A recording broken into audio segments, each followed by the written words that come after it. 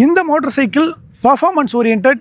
உங்களுக்கு வந்து பவர்ஃபுல்லான ஒரு 400 சிசி வேணும்னா ஸ்பீட் 400, இல்லை எனக்கு ஒரு ரிலாக்ஸ்டான ரைடிங் வேணும், லோ அண்ட் டார்க் வேணும், அதோட எனக்கு வந்து நல்ல மைலேஜும் வேணும் அப்படின்னு நீங்கள் யோசிச்சிங்கன்னா உங்களுக்கு T4.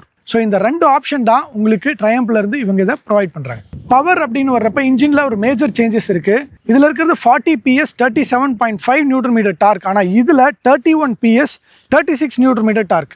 இப்போ கிட்டத்தட்ட ஒரு 10 PS பாயிண்ட் கம்மியாகுது. ஒரு 2 Nm டார்க் வந்து இதை விட இது கம்மியாக இருக்குது. இதில் பார்த்தீங்கன்னா ரைட் பை ஒயர் இருக்கும், ஆனால் இதில் வந்து கேபிள் த்ராட்டில் தான் இருக்கும். அது ஒரு பெரிய டிஃப்ரென்ஸ். அடுத்த டிஃப்ரென்ஸ் பார்த்தீங்கன்னா செயின்.